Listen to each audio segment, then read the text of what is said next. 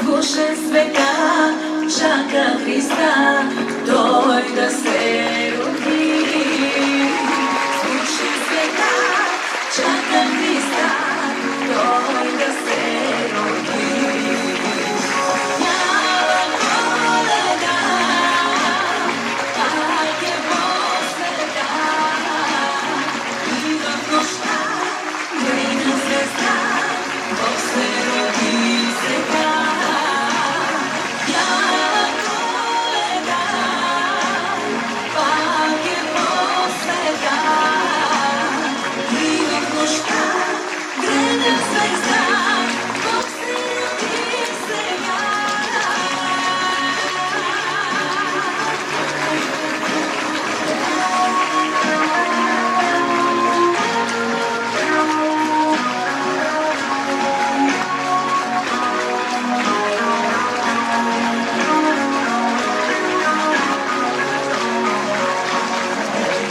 Звезди светят в нощта, но една от тях ярко изгря грейна звезда, Бог се роди сега. Мир и любов и благослов Той ни завеща.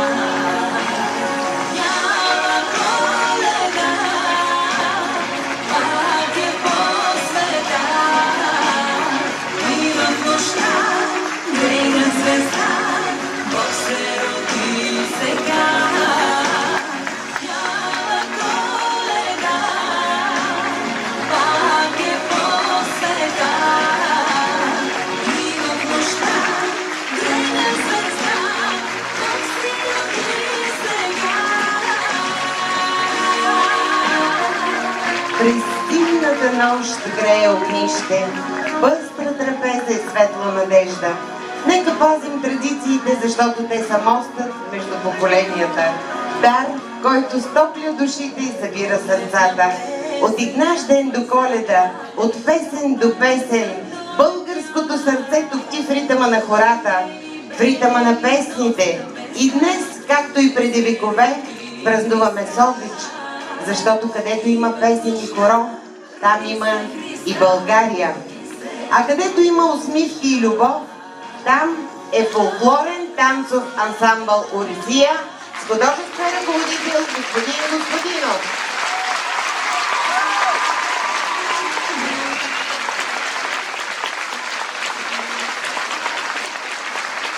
А където има Орисия, има и приятели на Орисия, с които заедно превръщат традициите в мисия и празник.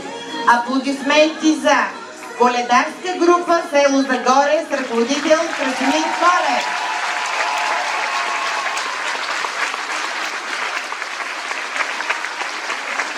Любителска група към фолклорен танцов ансамбъл Орисия с ръководител Симона Севова.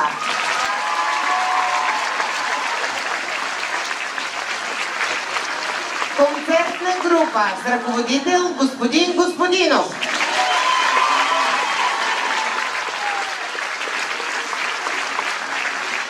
Детско-юношески представителен ансамбъл, група юноши с ръководители господин Господинов и Симона Севова.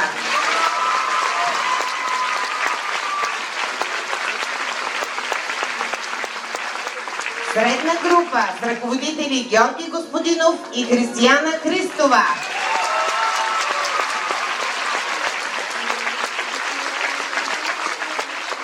Малка група с ръководител Милица Симеонова.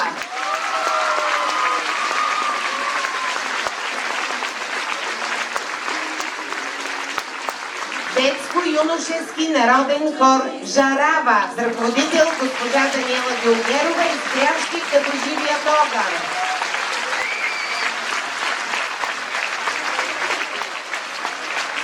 Певиците Неди Николова и Йорданка Иванова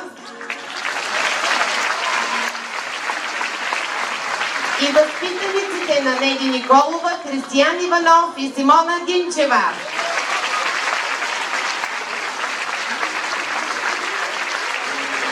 Музикалният съпровод на Томчо Тонев, Георги Георгиев, Трайчо Банев, Цветан Минчев, Валю Колев и Павлин Павунов.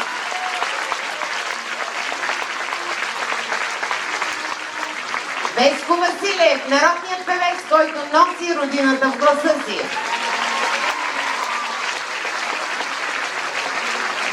Пепи Христосова, обичаната народна певица, олицетворението на мракообразието и красотата на българската народна песен.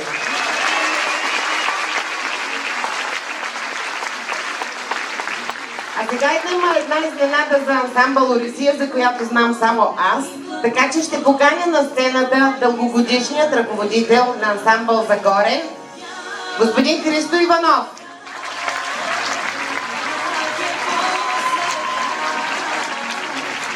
Господин Иванов, ето го, заповядайте.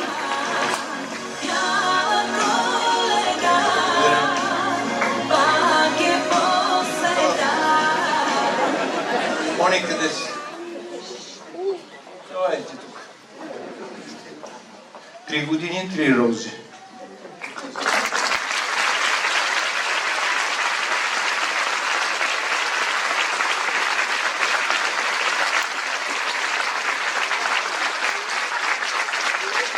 Аз си загубих някъде думите след това, което гледах.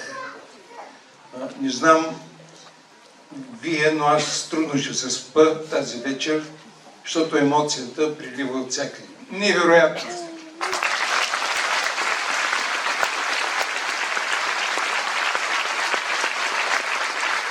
Красота, младост, песните, танците, каквото иска човек. Сега, докато го има фолклора нашия, ще има и България. Както виждате.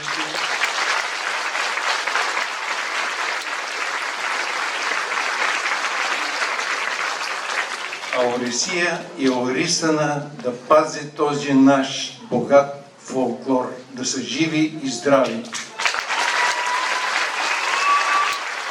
Хубави празници на всички вас,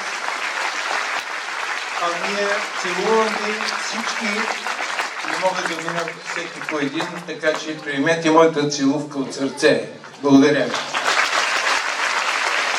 Благодаря на господин Иванов. Спектакълът "Игнаш ден запява, Коледа благославя" е благодарение на всички прекрасни изпълнители и техните ръководители, но и благодарение на всички вас, публиката, която с усмивки, аплодисменти и сърца пълни с обич пази живи нашите традиции и предава духа на Коледа нататък, от поколение на поколение, от дом на дом. Нека предстоящите коледни и новогодишни празници ви донесат здраве, светлина и доброта. Нека във всеки дом има топлина, във всяко сърце обич, а във всяка душа вяра и надежда. Това са и пожеланията на нашите познати приятели на ансамбъл Орисия.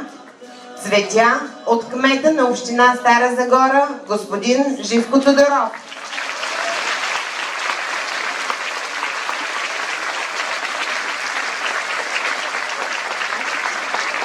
Цветя и поздравления от академик Васил Гирлимов, председател на Народно читалище Свети Климент Охридски 1858. Цветя от директора на Средно училище Иван Вазов Стара Загора Динко Цятков. И още много поздравления и цветя, които получихме. Благодарим ви! Нека да посрещнем празниците с усмивка, с мир, благослов, с отворени сърца за чудеса и нови мечти. За мен, Искренева, беше чест и удоволствие да споделя с вас този прекрасен празник. Благословена Коледа, мирна и щастлива Нова година! Благодаря на господин Горчев и на община Стара Загора на ръководството за съдействието, както и на домакините от Културен център Стара Загора. Живи и здрави и до нови срещи!